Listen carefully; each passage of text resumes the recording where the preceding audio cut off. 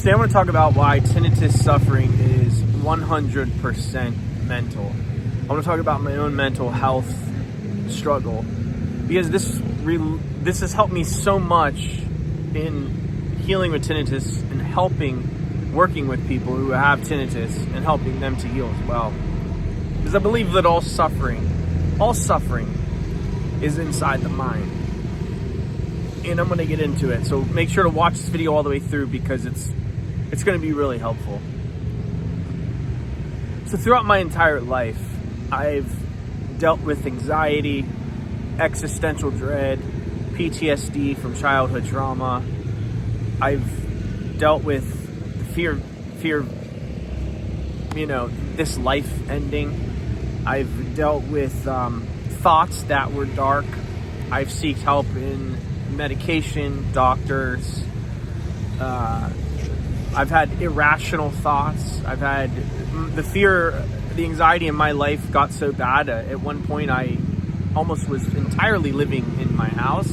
I was still traveling, but I wouldn't even, not traveling really. I was traveling outside my house, but I wouldn't even really go like an hour away from my house. That's kind of how bad it got. And I had this desire. I was like, I really want to travel the world. I want to go to Asia. I want to go to different places and see the world.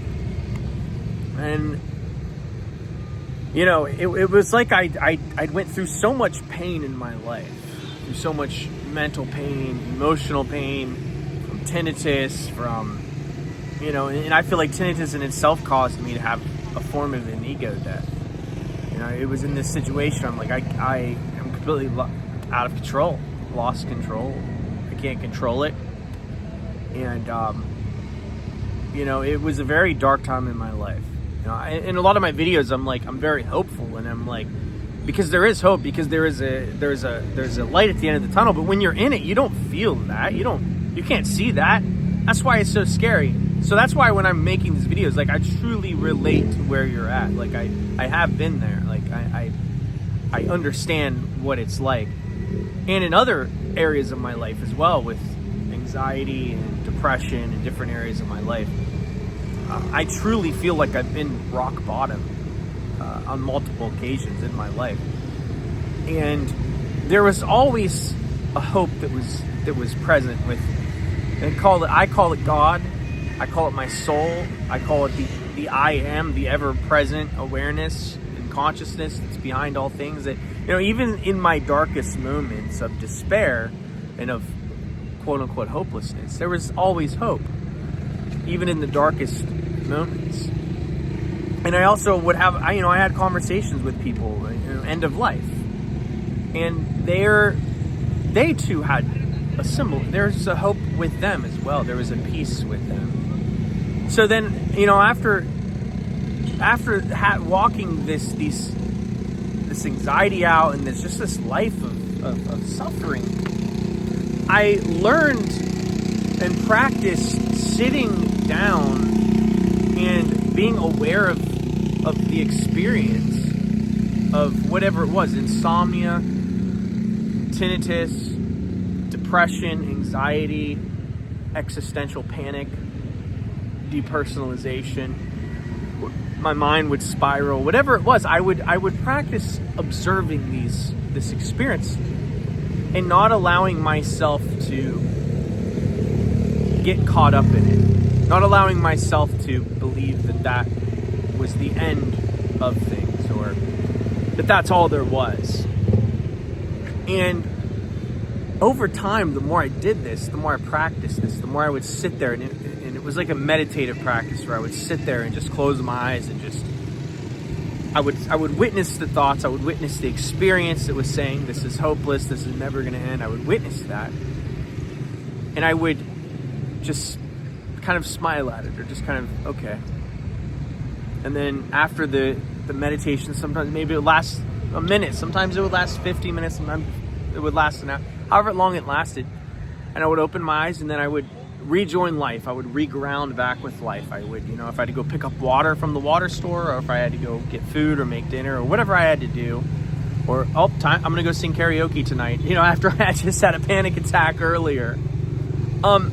what ended up happening was I realized that the story that my mind was telling me that, oh, I'm hopeless, was just a story.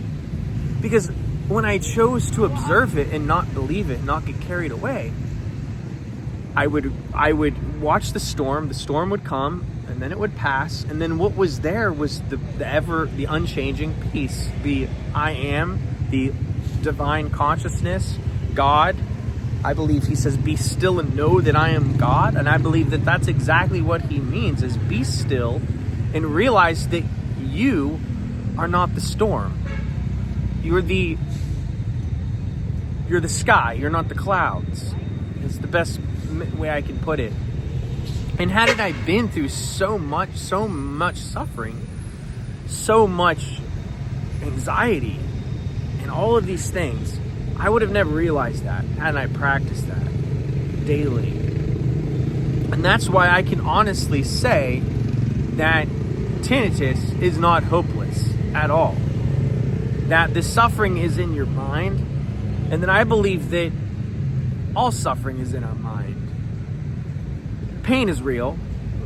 You know, I've been through a ton of pain in my life, and I've seen people who are in pain. The world is in pain. We know that pain is real.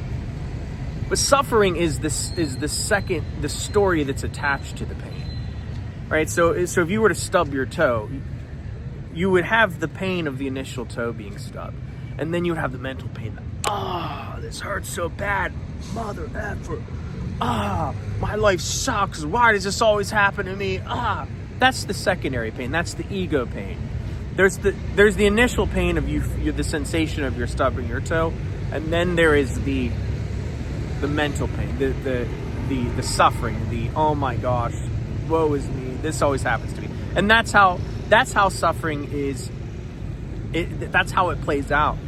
And if you're not careful, you attach your identity to the suffering, where you see people who, they always have a story. This has been my life, and this is how it's been, and I've been this way forever, and life just sucks, and it beats me down, and I can never seem to catch a break, and blah blah blah. Woe is me. My mom's like that, dude. My mother is like that. I've heard her story my entire life. I sympathize with it. She's my mother. But you have to call a spade a spade. She's built her identity in the suffering, refuses to let it go, because it's part of who she is. It's part of her personality. Without her suffering, who is she? She wouldn't even know.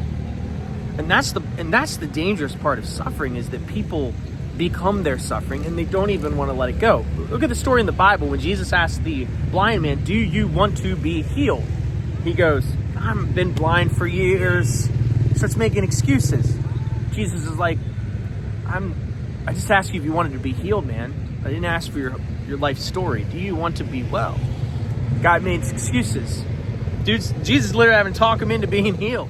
I feel like with tinnitus, that is how a lot of people are, especially on these forums, especially people sometimes in the comment section. I'm like, man, it seems like you're addicted to your own suffering with this. Like, it's almost like, what would you do if you got healed? What would you do if you got your life back?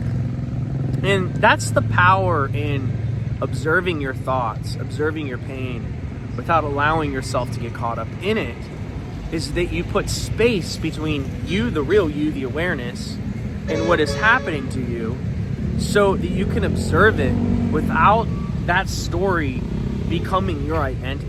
And that is true power. That is true power. Because it means that all of our irrational fears, our anxiety, the majority of the suffering that's happening to us, we can transcend it. We can transcend it. That is good news. That is great news. And I believe that's the entire story of Jesus Christ. I believe that is the story. That's why he says, go and proclaim the good news. Right? I've come to give you life into the fullest, to set the captives free. Free from what? Free from yourself. Anyway, if you want to work with me, hit the link below. I would love to work with you. Make sure to smash the subscribe button. It really helps the algorithm get this video to people who have tinnitus, or maybe they're just in a very dark spot with it. Comment below, and I'll talk to you later. Peace.